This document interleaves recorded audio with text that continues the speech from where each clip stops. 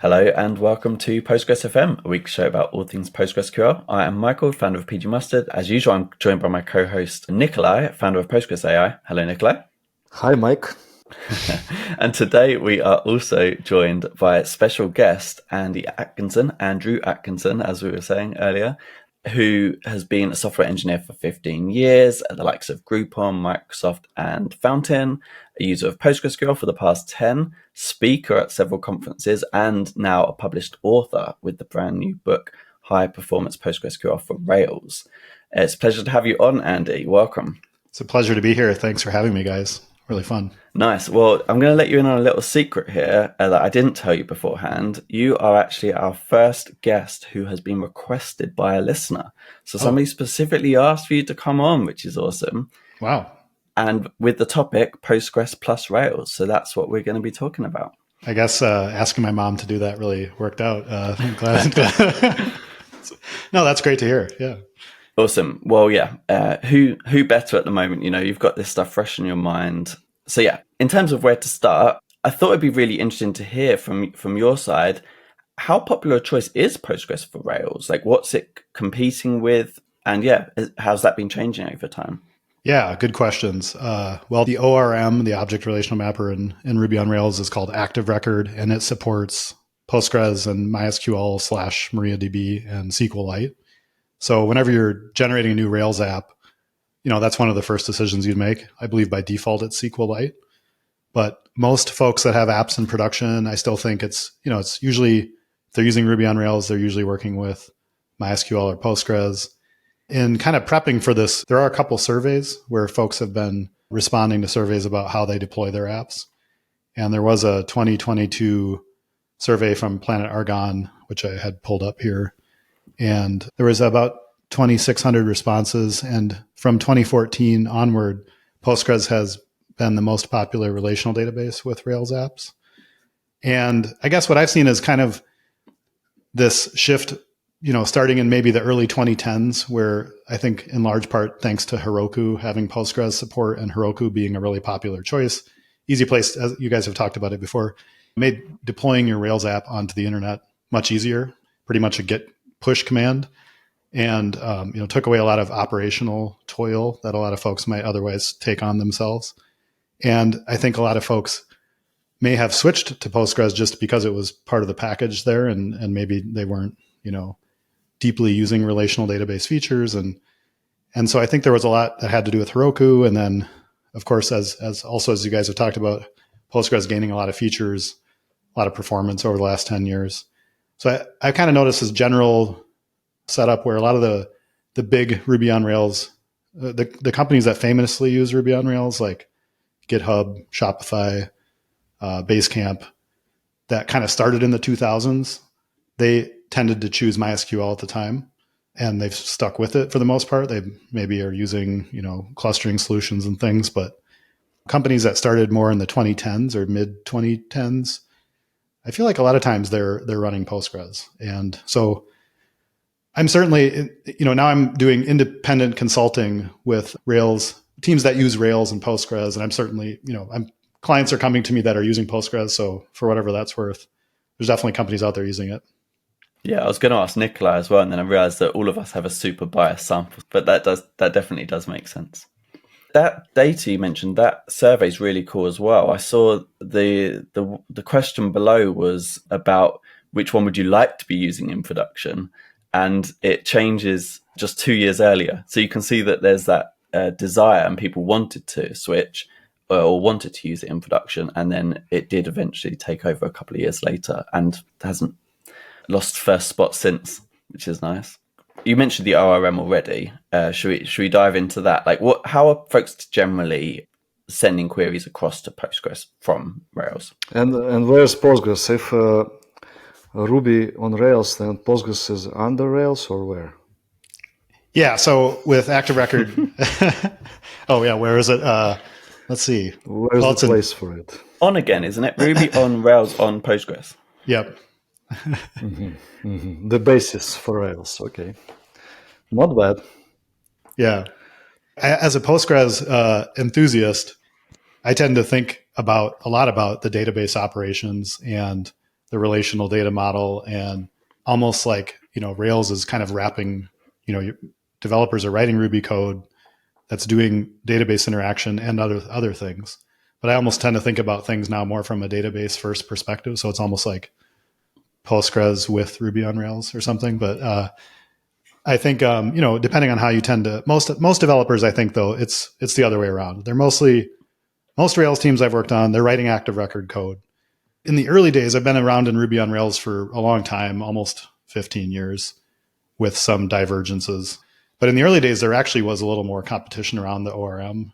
Some of these projects are still around, but SQL, SEQUEL, and Data Mapper, some other ORMs that were written in Ruby and allowed developers to create queries and evolve their schema with an alternative to Active Record, different pros and cons, performance benefits, maybe that kind of thing. But Active Record sort of steamrolled everything or consolidated everything over time, as can happen with open source projects. And so most developers then, in my experience, they're thinking, they're working more like with objects and interactions and algorithms, and they're building, background jobs and working with message queues and things like that. Mm-hmm. So they're not necessarily writing a lot of SQL. And as I was saying, most Rails teams, they're going to write Active Record. So Active Record then generates SQL, and it can do things for us as queries are generated, like annotate them and say where they're coming from in the app, which is nice. If we look at queries within Postgres and we want to kind of go backwards and say, well, where did this come from in the app? And then another big way Active Record is used, of course, is it is the de facto schema evolution tool as well, which is interesting because I think Rails developers just kind of take that for granted. Like, of course I control the schema, and of course I could ruin everything with a bad migration or whatever, like an incremental schema change. But that's not always the case when I've worked on other teams. Like I've worked at, when I was at Groupon, actually, the main applications I was working on were Java, and there were DBAs, and we used Postgres. But sometimes due to the scale there, usually developers, unless you're working on a small microservice, maybe that you might have ownership of, if you're working on any of the core services there because of the scale of the operation or how the company was set up, usually there were DBAs that would do riskier database changes and that sort of thing. So you might actually just kind of provide them an example of the change that you want, and then it might just be done and they let you know, maybe via a ticketing system or something. So I think, it's interesting, like if you come to, your background might be where as a Rails developer, you may, at a large company, you may not do as much of the direct schema control, but certainly for a lot of small to medium companies, that is what developers do as well. So they do need to be informed about good schema design, of course, creating indexes, constraints, all those sorts of things. And that's where that's where then the ORM can start to be limited in its scope, and you got to kind of go beyond and learn like, okay, well, what are the capabilities I have at my disposal within Postgres? And we at some point you need to switch from schema RB to structure SQL, right? Yeah, Michael asked about that. I saw several companies switching. Why do we have schema RB by default at all? Because everyone is switching at some point while growing, right? Yeah, well, and I kind of agree with you, but I didn't always feel that way. It's actually an interesting little like microcosm of the whole spectrum, I think, of being more of an application developer, working within your programming language, which is Ruby in this case, and kind of thinking of the relational database as just a thing that you don't really directly work with, but it's just there to like store your data and access your data. And then on the other extreme, kind of like I was saying, like you're thinking of completely in the database operations. You're thinking about the schema, the queries, the indexes, you're running query plans in your head. You're thinking about, how do we have this high growth table? Should we use partitioning? Should we split it out? Like that's the opposite end of the spectrum. And yeah, I think so. To briefly, for anyone that's not familiar with the schema RB and the structure file, by default in Ruby on Rails, as you make changes, let's say you add a table or you add an index, etc., you generate what Rails calls a migration, and that would be that incremental change. So here's the new table definition, here's the index definition. And it's expressed in Ruby, but of course it generates SQL statements to run. and they run against your local database. And then what happens is your local database is then dumped, its schema definition or its database definition is then dumped into a file. And by default, that's a Ruby file. So it kind of like translates it back to Ruby and represents it as Ruby.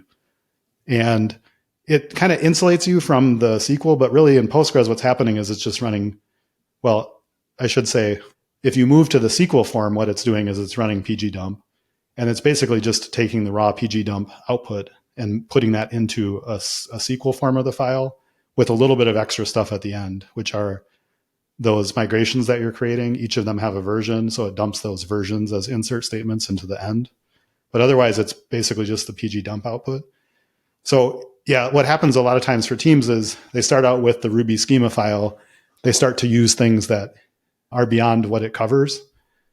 And so they might use like a materialized view or like a Triggers supported maybe, right? Yeah, so stuff like that. And then what can happen too is the open source community can spring in and can say, oh, we can fix this. We can actually extend the Ruby form of the file so you can keep using it, but you got to also run this Ruby gem with your app. And now we can express triggers in the Ruby file. But I kind of tend to just encourage like, okay, at that point, just switch away, or, maybe even just start that way, but just switch to the SQL file because it's going to give you the highest fidelity information. It's essentially what pgdump is. And if some database guy is performing code review, it's much easier to see the changes in structure SQL than in this language you don't fully understand. And then if you do it in a project with Schema RB, you end up asking, provide me full log or full dump or everything. Right.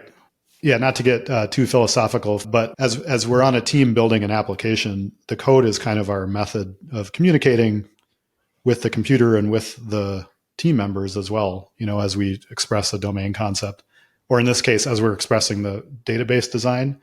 So if your team has people that are more, database only people, then giving them a Ruby file is they would have to learn it. And it doesn't actually have all of the information in it often.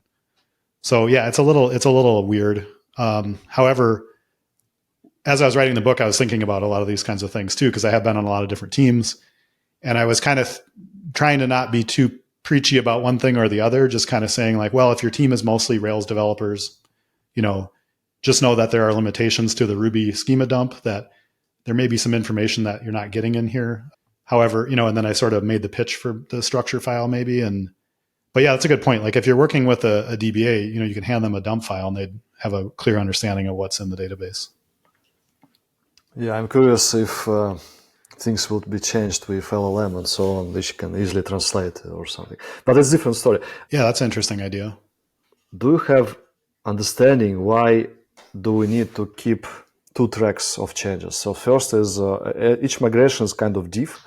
And if we keep all of them, we always can build from zero, from ground, we can build our final schema, right? Just in steps. But also we keep this structure SQL or schema RB, doesn't matter, which is a snapshot of the latest version. Yep. Why do we need both? I was very curious. I was trying to understand this all the time. Why do we need both? Yeah, well, some people even say, so as your incremental changes contribute to the single file representation, schema RB, and like if we're talking about the Ruby one, some people say that like the schema RB, it is basically the same as the incremental changes. It's just everything at once. It's kind of this intermediary Ruby representation of your database's structure. And you don't actually need both, really.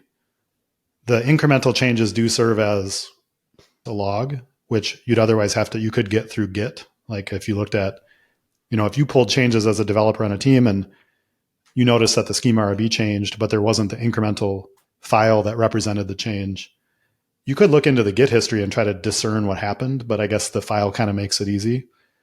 And also when Ruby on Rails was started, we didn't really have Git, so we were stuck with like Subversion or something else. So, I think Git made doing that kind of version to version investigation easier in my experience anyways, like being I think a better version control tool.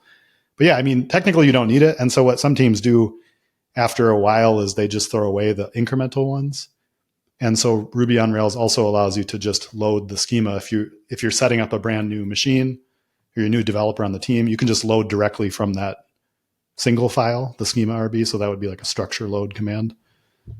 And that would work the same regardless of which type.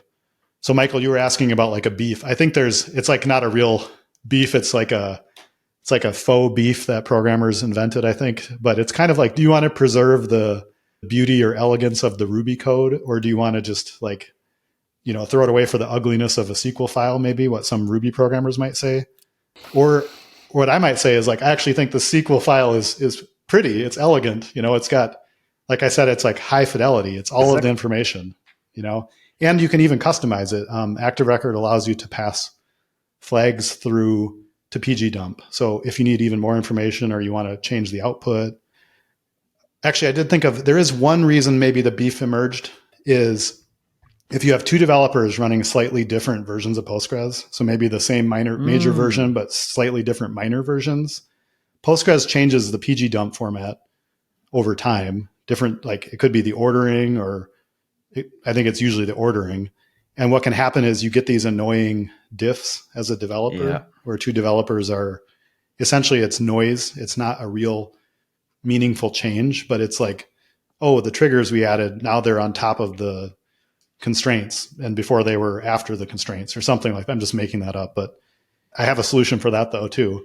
Lucas Fiddle created, this is several years old, but it's a Ruby gem that basically does some post-processing on that dump process and does like an explicit ordering of all the content. So that if you have a team that uses that tool, then you should have consistent ordering amongst each other. And this was for the .SQL? Yep, that's for the SQL version. Makes sense. Yep. Yeah. Cool. I could see Nikolai exploding as you were talking about how beautiful the Ruby was. And so for our podcast listeners, I felt like that couldn't go unsaid. There are two of the ugliest languages in the world, JavaScript and SQL. They also happen to be the most popular ones. That is interesting, isn't it? Yeah. Or even C, right? Like C is still, Another thing is that Ruby was created, or else in 1995. Same as Java, JavaScript, and Postgres 95, and what else, right? So many things same year. Just random fact. Did you know? True. Yeah. So you mentioned way back about some limitations of the ORM. I think it's worth talking about. Like ORMs have a bad reputation if you talk to database folk. Is it worth talking about some of the like more common issues there, or like ways around those issues or limitations when you need to break out, that kind of thing? Sure. Yeah. Well, that was actually a pretty big premise I wanted to cover in the book, is to show readers like there are these other things in Postgres that you may not be aware of if you've limited your kind of research area to just what's supported in Active Record. Mm-hmm, mm-hmm.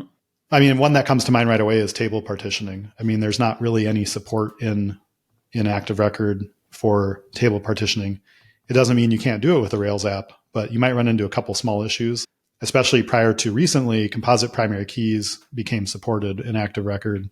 But I was performing a table partitioning project on a older Rails project about a year ago, and there were some issues with assumptions code would make about primary keys, for example, just like there's only one column that is the primary key definition. But yeah, so it's worth noting that, if you have a high growth table that you want to look at table partitioning for, you would be likely doing that a bit on your own with writing SQL commands or kind of maybe researching like a Ruby gem that you would add into your Rails project that has done some of that work for you around creating the table structure or making sure your queries have the partition key column or things like that. Yeah, I mean, definitely Active Record. I think ORMs generally try to bring some of what the database does into the application. I think that's fair to say. Like, for example, triggers in Postgres that have, different trigger types that fire at different times and that have different scopes. There's a whole set of things called Active Record lifecycle callbacks that are similar in their purpose, where, you might want to persist an object, which would be taking an in-memory Ruby object, turning it into an insert or update statement, basically. But you can intercept that kind of before that event happens and do something within the application code with an active record callback. So you could have like a before save or a before commit. And some developers might not then, they might try to design things within that scope where maybe a trigger could be a solution where, like, if two applications were sharing the same database, not a great idea sometimes, but maybe you'd want to put the trigger in instead of having it at the application level, so you have to duplicate code or that kind of thing. What about transaction control in this case? Is it inside one transaction and Rails controls this, or you can do outside, like trigger outside of transaction, so it's not guaranteed that it will be consistent? Yeah. If Active Record supports a transaction concept that maps pretty much straight up to a Postgres, begin, commit, or rollback transaction. And I actually recently learned you can do transaction control, like if you want to change the transaction isolation level. Yeah, the isolation level. Yes, thanks. If you want to change the isolation level, I actually just recently realized Active Record lets you supports that. You can pass it in as an option, and then I kind of verified it myself and made sure that the SQL statements were generating those things. But yeah, I guess if you do want to have some kind of nested transactions, or if you want a little more control, then I think part of what, you certainly might want to take that on yourself. But I wanted to actually then tie that into, I think part of why Active Record has been successful is it doesn't, at a certain point, you might just say, well, I just want to write SQL, but I still want maybe some Active Record objects to work with. And Active Record doesn't prevent you from just writing SQL within your Active Record code. And so that can be beneficial if you want to just say, well, I just want to write my own SQL statement here for a query, or I want to even just use it as kind of an interface to run some commands, like maybe, opening a transaction, although that is supported directly. But you can write SQL commands within Active Record as a string that then get invoked or get sent through the Active Record connection pool, et cetera. And then what you can do is you can leverage then taking a result set and taking advantage of mapping all of those database types into your Ruby object types and have an object to work with. Or you can even use primitive types like having a simple lists and strings and that sort of thing. So it's kind of like it allows you to, has these nice helpers to do things like, perform joins and limit fields and things like that. But it also doesn't prevent you from just saying like, I'm going to take over here. I'm just going to kind of write my own SQL within this huge recursive CTE I want to write, right? Yeah, you could do that. Yeah. What proportion of the time do you tend to see, for yourself and for others, do you find that you're using one versus the other? Yeah, it's interesting because like 10 years ago, I did see more of, I'd say, writing plain SQL within Active Record. And I think it was because a lot of folks that were using Ruby on Rails then, they had more that were more senior engineers. They had experienced or they had experience with working with SQL and other databases, and it's just how they worked, and they Active Record was also more limited in its capabilities. And then I think there's been this blend maybe over time where this interesting like parallel tracks of things happening. One could be Active Record has gained more. It's continually adding more and more helpers. The documentation refers to it as helpers, but like, as I was mentioning before, recently common table expressions or CTEs gained support, which I would have thought maybe they would have been around for a lot earlier, but Active Record has a first-class method, a helper method for CTEs now, and then composite primary keys I mentioned. So Active Record has gained more support even when you move beyond one database. If you want to work with multiple databases, you can configure that in your application. There's even the ability to take advantage of automatically sending read-only queries identified by the HTTP verb for your web app to a read replica. If you have that configured, Active Record lets you set up what they call a writer and a reader role. And then they even added that to the sharding capabilities too, where if you take advantage of horizontal sharding in Active Record, you can do some automatic shard distribution. And so I think because there are more capabilities that Active Record supports, they're also, I tend to see less writing of SQL, but again, I think it kind of comes back to the team's composition too. If the team's very familiar with SQL, and also myself, as I've gotten more experience with SQL, I think my patience for like, okay, is this supported in Active Record? Like, okay, fine, I'll do it in Active Record because that will work well for the rest of the team or whatever. But if I can't find it pretty quickly, like I'll just write it as a SQL statement. Like it's no big deal to me.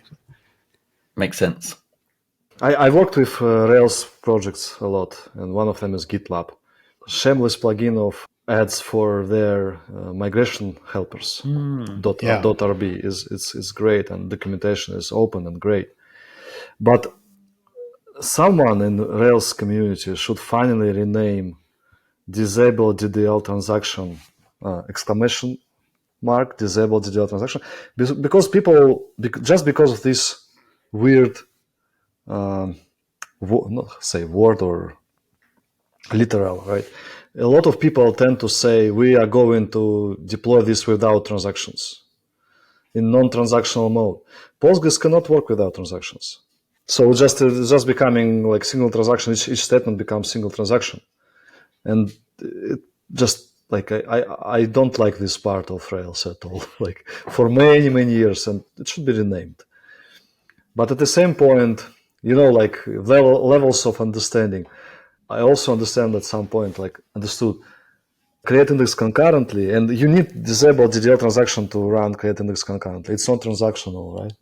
Right. Because it can leave leftovers.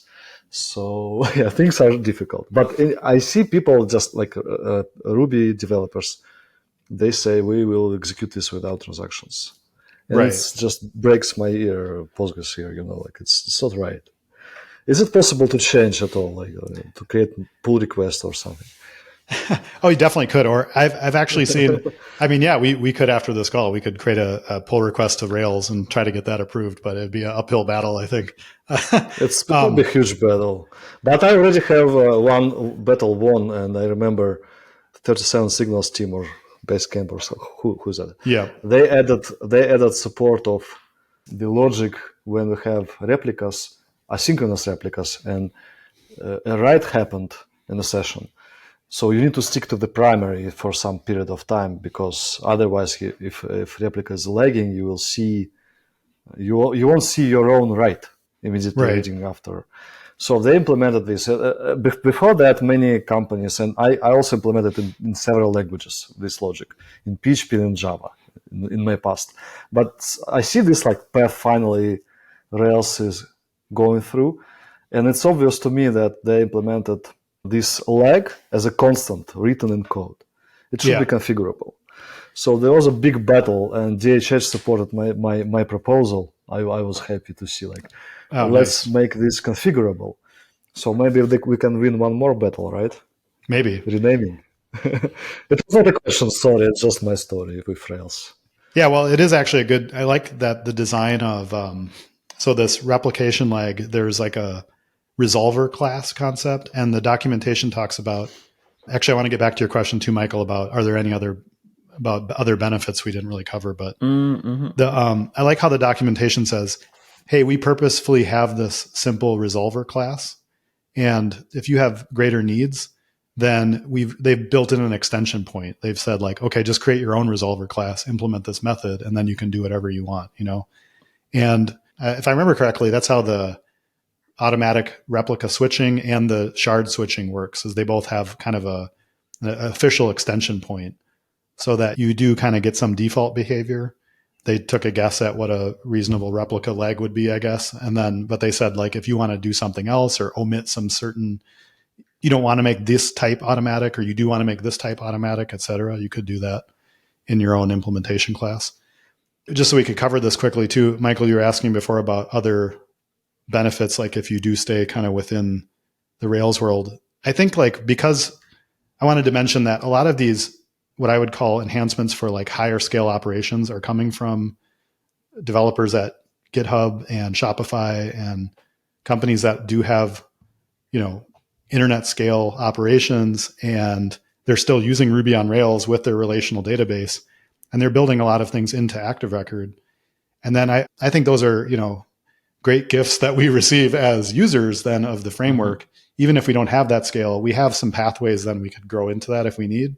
And we also get then the benefit of the ORM there, where it's like, well, multiple database adapters are supported by the framework, so you need to make sure that this works in both MySQL, even though they don't use Postgres at GitHub, per my understanding, the Active Record capabilities support multiple relational databases. So, we kind of get that, even though they're not using Postgres like within the framework.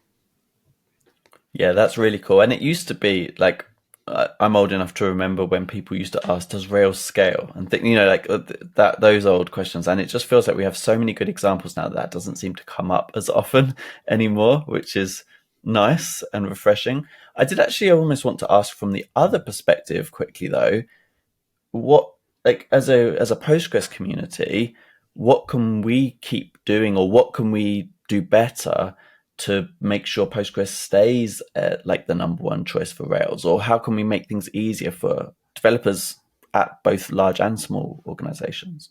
Yeah, that's a good question. I do think that there's a little bit of a recent popularity with SQLite within Rails. It's gained some features that I think make it more scalable. And then also, depending on your deployment setup, it may offer you a simpler deployment configuration.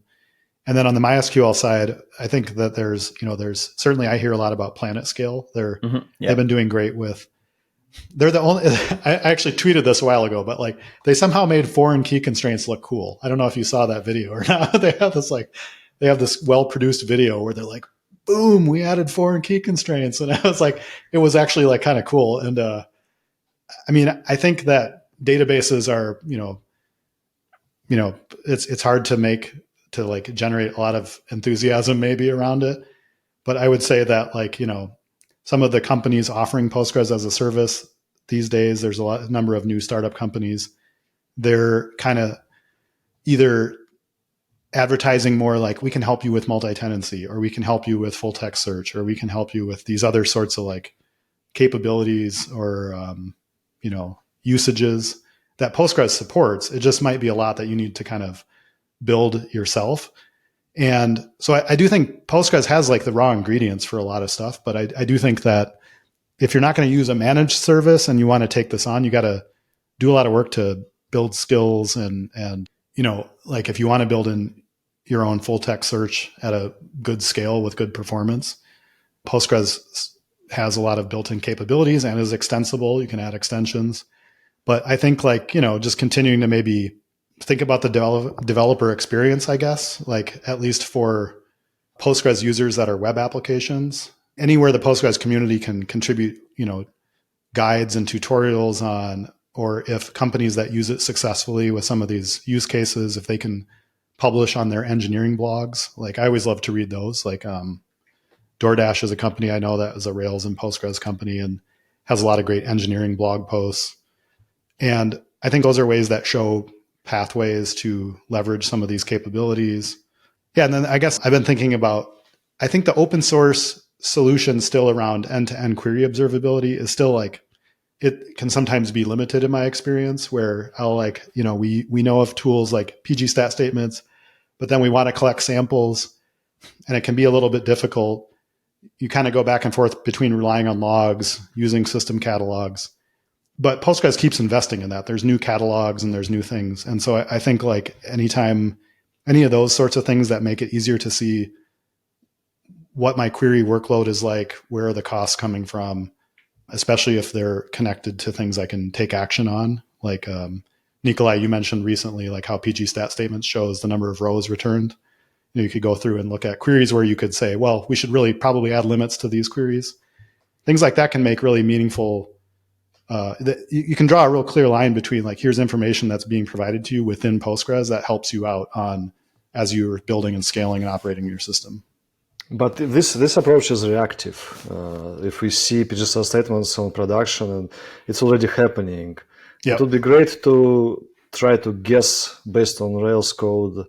It's not about migrations already. Just regular some code RB file which serves some page or API endpoint, and we can just looking at it, we can say, oh, limit is missing here, right? Yep. People at GitLab, for example, they build a lot of additional things in CI which help them. That's right. I think something can be found on public. So Like basically, if something, for example, a select plus one thing, which is very common for ORM, it can be automatically detected before you deploy. Yeah. Right. And even if you test it on very small database, not on full size database, or probably workload generated is not yet as in production, but we already can see something is dangerous here.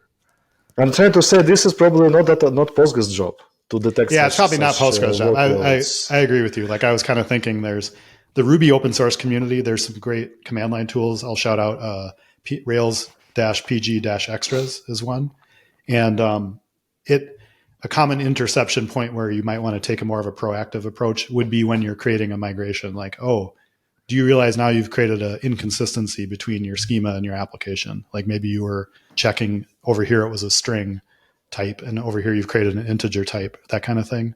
Or that's not the most exciting example, but that command line time, like when the developer is working is kind of one touch point. Or like you said on CI, you shipped off some code to a system running tests and it starts to detect things and gives the developer feedback before it goes to production. That's always a good thing. Yeah. Well, I'm trying to reflect my experience with Rails. I can show you another one from 2017 I found. And now, so Shopify is on MySQL, right? Yep. You mentioned this. So let me describe it. There is a gem or library, I don't know, called Delayed Jobs. Yep. Delayed Job, just singular. Delayed Job. And in 2017, I saw the issue. I had a client in 2017, which was on Rails and on RDS already. It was maybe around the first time I had a good production experience with RDS, which I actually found liking because it provided some good automation for cloning, right? For experiments. Experiments matter a lot. So I found this problem.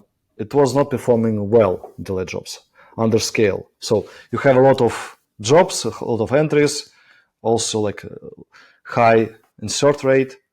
You need to have high processing rate. It was super easy for me to find what was the problem. And I also found this issue. It was discussed on GitHub since 2013, like saying with 500,000 jobs, it gets really slow. 500,000 is not a huge number at all for Postgres. It's a small number. So I popped up saying it's super easy. Like you just create additional index, this one, and you have already select for update, just add 2 words, keep locked. And index plus this, you have massive boost for your library. You don't need to migrate to Sidekick or Kafka or something. That's it. You don't need to learn PGQ from Skype. And they didn't do it. Now I understand, because it's from Shopify and they from MySQL world. They started discussing some Postgres versions, and I see like that I got bunch of likes, and I keep having like email notifications, people thanking me because this saved their life, right? Because this improved. But it looks like not only we talk about connection of Ruby and Postgres worlds and the problem of how to connect better, but also this idea of ORM, let's be abstract, let's keep agnostic, right, from database. This makes life worse, actually, right? We cannot use what Postgres can offer. What do you think about this? So again, not a question, reflection of my experience, but maybe it's a good discussion, I think, right? Well, you wouldn't be able to. I don't think you'd be able to use Postgres if Rails only supported one relational database. It would not be Postgres, I don't think, based on who runs the Rails project. Yeah, it certainly wasn't the most popular in 2005 when Ruby on Rails was kind of really getting out there for the first time, which now is a long time ago. And yeah, I mean, so it does provide you that indirection point where you can say, well, we have a generic adapter and then we have the MySQL adapter. And yeah, and maybe it doesn't support skip locked. So maybe we can't do skip locked at all because it's not supported across all 3 of our databases, which is a trade-off. But you can write if it's Postgres, add 2 words. Yeah, and actually there's been, I should have had a couple examples ready to go, but there's actually a couple of things that are actually only supported in Postgres that Active Record supports, which is pretty exciting because it's like a little bit of a philosophical switch to me where you say like, okay, well, we have these really useful capabilities. we're just going to support them in Postgres only. Sorry, MySQL users.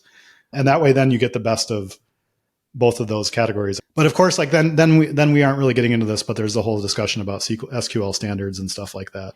So I know, like, for example, the returning clause is not supported in, my understanding is not supported in MySQL. I've just checked the docs for MySQL, like latest version, and they already started to support skip locked. So okay, yeah. Yeah.